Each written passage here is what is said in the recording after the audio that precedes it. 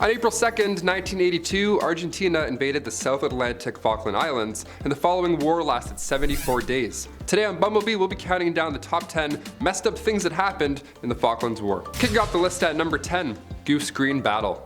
Although the British were taking on large numbers of Argentinian soldiers, their unit, outnumbered, still came out on top. The Battle of Goose Green took place on May 28th and May 29th, 1982. It ended with over 900 Argentine soldiers surrendering. It was a rocky start to the operation, to say the least. Argentinian forces were ready when the British arrived. The main assault force was the 2nd Battalion Parachute Regiment, led by Lieutenant Colonel Herbert Jones, but BBC Radio straight up spoiled the surprise initially. At the time, they were broadcasting news, as was happening, of the Goose Green attack. The Argentinian forces were tipped off, and then when the attack was finally underway come the morning of May 28th, Jones sadly lost his life heroically charging at the enemy post.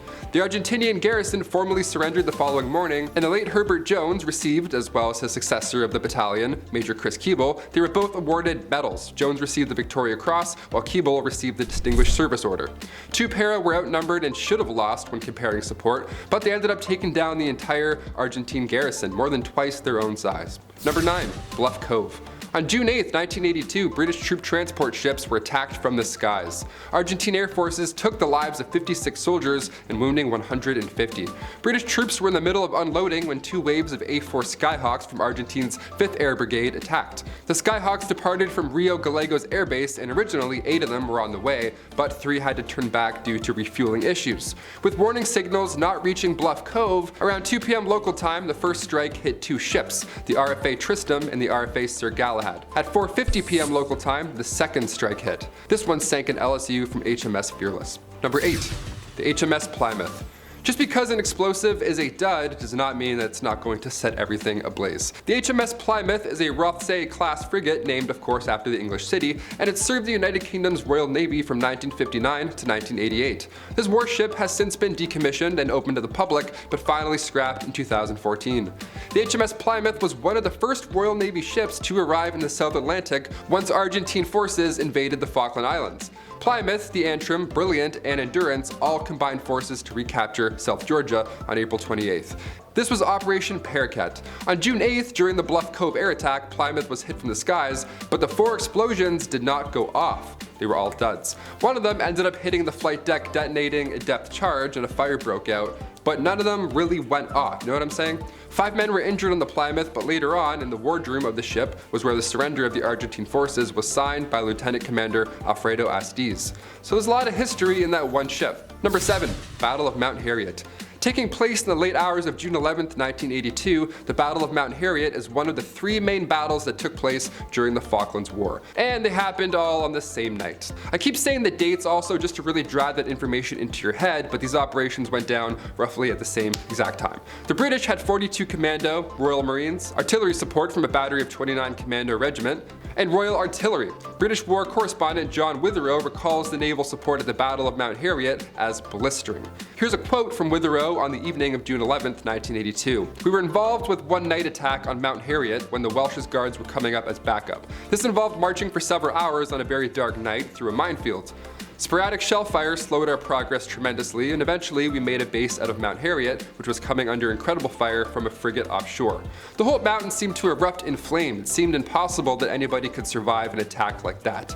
And this went on for well over an hour, just shell after shell whistling over our heads and hitting the mountain. Eventually this was lifted and Marines went in.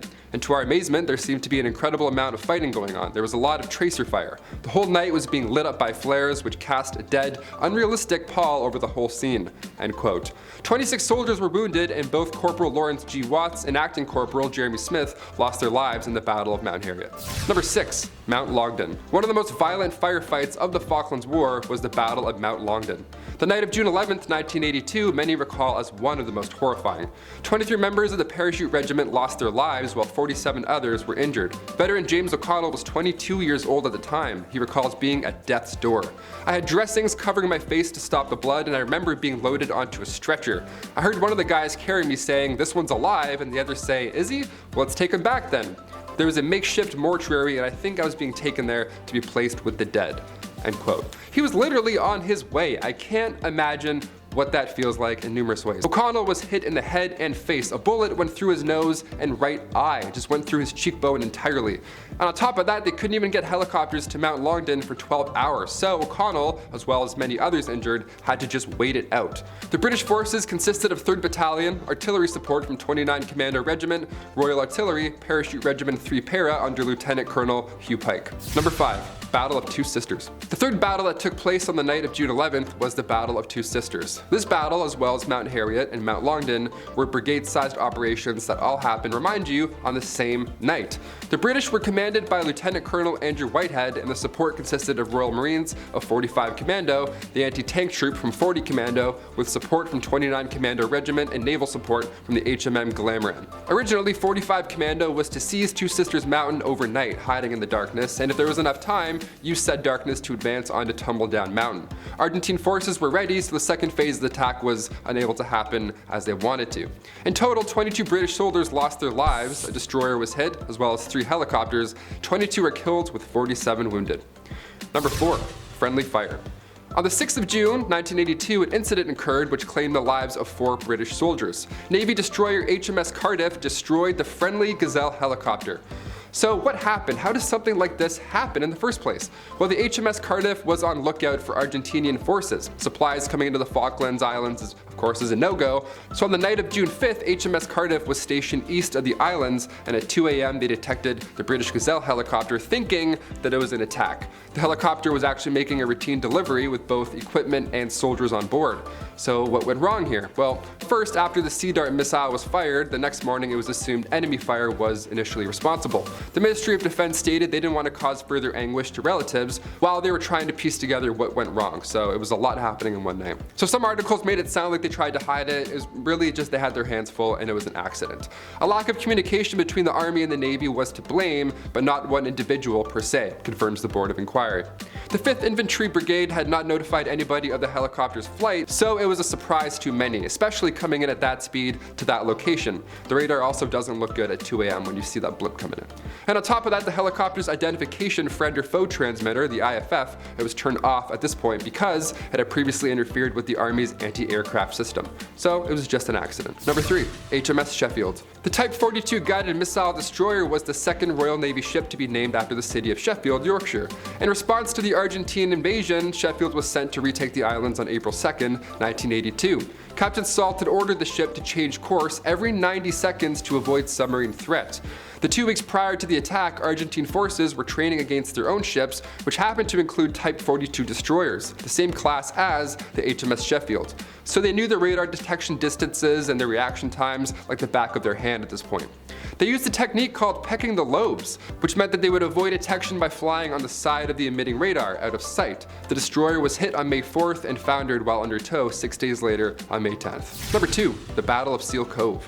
Just west of Lively Island during the Falklands War, the Battle of Seal Cove was also underway. On May 22, the British frigates HMS Brilliant and HMS Yarmouth were supporting Operation Sutton. This was happening right off of San Carlos Bay when they received orders to stop and take over an Argentinian coastal supply boat, the ARA Monsunan. It was a 326-ton British coaster that had previously been owned by the Falkland Islands Company, but during the invasions, the ship was captured. It was also loaded with 150 drums of fuel and 250 sacks of flour. The HMS Yarmouth opened fire and forced that vessel to beach on Seal Cove. And finally, coming in at number 1, young soldiers.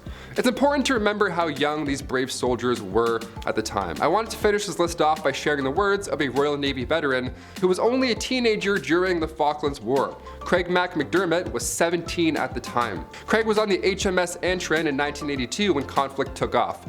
The actual location of the Falkland Islands is different than most expect. Craig explains his initial thoughts at the time. He shared this in the Daily Record last November.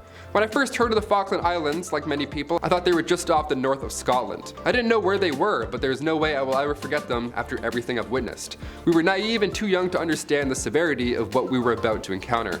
The air attacks were constant and there were several injured during each of the attacks. The suffering was indescribable and something that I'll never be able to forget. Thank you for your service, Craig. Those are the top 10 messed up things that happened during the Falklands War. I've been your host, Taylor McWaters, and we'll see you next time on Bumblebee. Stay safe. Have a good week.